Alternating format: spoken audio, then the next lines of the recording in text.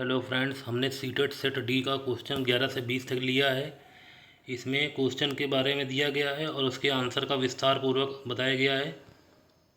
तो स्टार्ट करते हैं। क्वेश्चन 11 देखते हैं। निम्नलिखित में से किस विधि में शिक्षक और विद्यार्थी अपनी भूमिकाओं का विनिमय करते हैं? पहला पारस्परिक अध्यापन, दूसरा अनुकूलित अधिगम, तीसरा ग्रहणशील अधिगम, चौथा वर्णनात्मक अध्यापन। आंसर 11 देखते हैं। सही उत्तर पहला है, पारस्परिक अध्यापन है। मुख्य बिंदु पारस्परिक अध्यापन। इस विधि में शिक्षक और छात्र बारी बारी से चर्चा का नेतृत्व करते हैं और अपनी भूमिकाओं का विनिमय करते हैं। छात्र स्वयं शिक्षक की भूमिका निभाते हैं। चार मुख्य रणनीतियाँ, इसमें चार मुख्य कौशल शामिल होते हैं। पहला प्रश्न पूछना, दूसरा संक्षेपीकरण करना, तीसरा स्पष्ट करना, चौथा पूर्वानुमान लगाना। अन्य विकल्प क्यों सही नहीं है? दूसरा देखते हैं। अनुकूलित अधिगम, यह छात्र की व्यक्तिगत आवश्यकताओं के अनुसार शिक्षण सामग्री को बदलने की एक तकनीक है। तीसरा ग्रहणशील अधिगम, इसमें छात्र केवल जानकारी को निष्क्रिय रूप से प्राप्त या सुनते हैं। चौथा वर्णनात्मक अध्यापन, इसमें शिक्षक किसी विषय का विस्तार से वर्णन या व्याख्या करता है। क्वेश्चन 12 देखते हैं। फ्रीजा ने विश्लेषण किया कि उसे विषय जेड सीखने की तुलना में विषय एक्स सीखने में अधिक समस्याएं हैं, क्योंकि वह विषय जेड में रुचि रखती है और उस पर ध्यान केंद्रित कर रही है। निम्नलिखित में से कौन सी संरचना फ्रीजा की सोच का विश्लेषण करने की क्षमता का वर्णन करती है? पहला संज्ञानात्मक संघर्ष, दूसरा अधिसंज्ञान, तीसरा स्मृति, चौथा संज्ञान। आंसर 12 देखते हैं। सही उत्तर 2 है, अधिसंज्ञान। मेटा कॉग्निशन, प्रश्न का अनुवाद और विश्लेषण। प्रश्न, फ्रीजा ने विश्लेषण किया कि उसे जेड सीखने की तुलना में विषय एक्स सीखने में अधिक समस्याएं हैं, क्योंकि वह विषय जेड में रुचि रखती है और उस पर ध्यान केंद्रित कर रही है। निम्नलिखित में से कौन सी संरचना फ्रीजा की सोच का विश्लेषण करती है? तो पहला संज्ञानात्मक संघर्ष, जब नए अनुभव विचारों में से मेल नहीं खाते हैं। दूसरा अधिसंज्ञान, अपनी ही सोच समझ और सीखने की प्रक्रिया के बारे में सोचना और उसका विश्लेषण करना। तीसरा स्मृति, जानकारी को याद रखना और संजो कर रखना। चौथा संज्ञान, सोचने समझने और ज्ञान प्राप्त करने की सामान्य मानसिक प्रक्रिया। सही उत्तर कारण फ्रीजा अपनी खुद की सीखने की क्षमता का विश्लेषण कर रही है। वह समझ पा रही है कि वह विषय एक्स में कमजोर क्यों है और विषय जेड में बेहतर क्यों है। सोचने के बारे में सोचना या अपनी ही मानसिक प्रक्रियाओं की निगरानी करना अधिसंज्ञान कहलाता है। क्वेश्चन 13 देखते हैं। हार्वर्ड गार्डनर ने के बहुबुद्धि सिद्धांत का प्रस्ताव है कि पहला, बुद्धिमत्ता अकादमिक सफलता का सफलतापूर्वक अनुमान लगा सकती है। दूसरा, बुद्धि समय के साथ बदलती है। तीसरा, बुद्धि मुख्य रूप से आनुवंशिक विरासत में मिलती है। चौथा, बुद्धि को सटीक रूप से मापा जाता है और सटीक रूप से विधेय किया जा सकता है। आंसर 13 देखते हैं। हार्वर्ड गार्डनर के बहुबुद्धि सिद्धांत के अनुसार इस प्रश्न का सही उत्तर विकल्प 2 होना चाहिए। हालांकि दिए गए विकल्पों की भाषा पारंपरिक व्याख्याओं से थोड़ी अलग है। आइए इसका पूर्व विश्लेषण करते हैं। सही उत्तर का चयन। सही विकल्प 2 है, बुद्धि समय के साथ बदलती है। विस्तृत विश्लेषण, गार्डनर का सिद्धांत पारंपरिक एकल बुद्धि धारणा को खारिज करता है। इसके अनुसार विकल्प 1 गलत है। गार्डनर मानते हैं कि पारंपरिक बुद्धि परीक्षण IQ लेवल केवल भाषाई और तार्किक क्षमताओं को मापते हैं, जो शैक्षणिक सफलता का पूर्ण या सटीक अनुमान नहीं लगा सकते हैं। क्वेश्चन 3 विकल्प 3 गलत है। यह सिद्धांत बुद्धि को पूरी तरह से आनुवंशिक नहीं मानता है। उसके अनुसार बुद्धि जैविक क्षमता और पर्यावरण की अंतःक्रिया से विकसित होती है। विकल्प 4 गलत है। गार्डनर का स्पष्ट मानना है कि बुद्धि को केवल एकल अंक के रूप में सटीक रूप से मापा जाता है नहीं जा सकता है, क्योंकि प्रत्येक व्यक्ति में विभिन्न प्रकार की बुद्धियाँ अलग अलग समझने में होती हैं। विकल्प 2 सही क्यों है? गार्डनर के अनुसार बुद्धियाँ स्थिर या परिवर्तनीय नहीं होती हैं। उचित वातावरण, प्रशिक्षण, अनुभव और समय के साथ व्यक्ति अपनी विभिन्नताओं को विकसित और परिवर्तित कर सकता है। क्वेश्चन 14 देखते हैं। हालांकि अंतर समूह व्यक्तिगत भिन्नताओं की संभावना मौजूद है, फिर भी स्वाधीनता वाले अधिकांश विद्यार्थी पहला, कल्पनाशील खेल के उच्चतर कौशलों का प्रदर्शन करते हैं। दूसरा, उन्नत सामाजिक भावनात्मक पारस्परिकता को उपलब्ध प्राप्त करते हैं। तीसरा, उन्नत संवाद के कौशल प्रदर्शित करते हैं। चौथा, दिनचर्या या चरणों का सख्ती से पालन करते हैं। आंसर 14 देखते हैं। सही विकल्प उत्तर 4 है, दिनचर्या या चरणों की सख्ती से पालन करते हैं। उस सही उत्तर का कारण स्वाधीनता यह एक न्यूरो डेवलपमेंट स्थिति है। इसके मुख्य लक्षणों में सामाजिक संवाद में कठिनाई और दोहराने वाले व्यवहार शामिल हैं। सख्त दिनचर्या, स्वाधीनता से पीड़ित अधिकांश बच्चे अपनी दैनिक दिनचर्या में बदलाव पसंद नहीं करते हैं। वे एक ही तय पैटर्न या चरणों का सख्ती से पालन करने में सहज महसूस करते हैं। दिनचर्या में अचानक बदलाव उन्हें परेशान या तनावग्रस्त कर सकता है। अन्य विकल्प क्यों गलत है? विकल्प 1, 2, 3 गलत है, क्योंकि स्वाधीनता और वाले अधिकांश विद्यार्थियों में कल्पनाशील खेल, सामाजिक भावनात्मक तालमेल और संवाद के कौशल कमजोर और चुनौतीपूर्ण होते हैं, उन्नत से नहीं। क्वेश्चन 15 देखते हैं। आवेदन ए दिया, भय और तनाव का वातावरण बनाना छात्रों को सचेत और हरदम तैयार रखता है और सार्थक सीखने को सुधारित करता है। कारण आ देखते हैं। अधिगम केवल बाहरी कारकों द्वारा नियंत्रित होता है। सही विकल्प चुनना है। पहला, ए और आर दोनों गलत हैं। दूसरा, ए और आर दोनों सही हैं और ए आर की सही व्याख्या करता है। तीसरा, ए और आर दोनों सही है लेकिन ए आर की सही व्याख्या नहीं करता है। ए सही है लेकिन आर गलत है।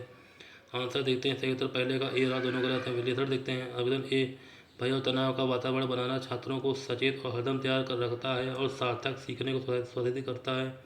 यह गलत है। डर और तनाव का माहौल बच्चों को चिंता पैदा करता है जिससे खुलकर नहीं सीख पाते हैं और सार्थक और प्रभावी अधिगम के लिए भयमुक्त और सहायक वातावरण आवश्यक है। कथन आर, कारण आर, अधिगम केवल बाहरी कारकों द्वारा नियंत्रित होता है। यह भी गलत है। अधिगम सीखना बाहरी कारकों के साथ साथ आंतरिक कारकों जैसे छात्रों की प्रेरणा, रुचि, मानसिक स्तर और इच्छा शक्ति पर भी गहराई से निर्भर करता है।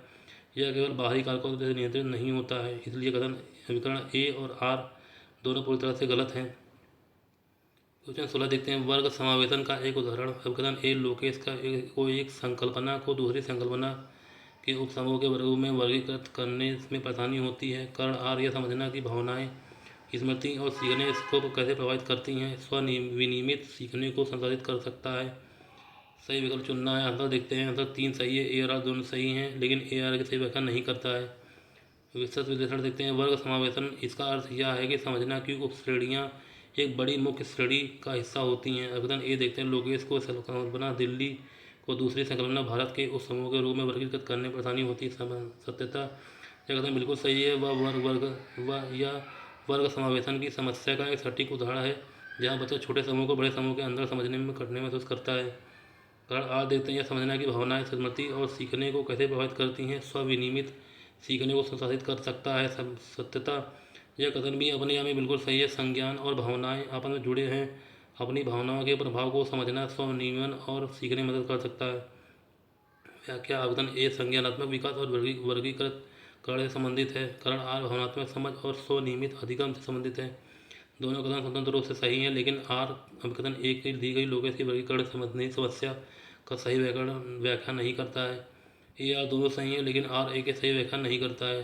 क्वेश्चन 17 देखते हैं। निम्नलिखित में से कौन सा कथन नैदानिक आकलन के उद्देश्य का उपयुक्त वर्णन करता है। पहला, उन क्षेत्रों की पहचान करना जहाँ से विद्यार्थियों को अतिरिक्त सहायता या निर्देश की आवश्यकता हो सकती है।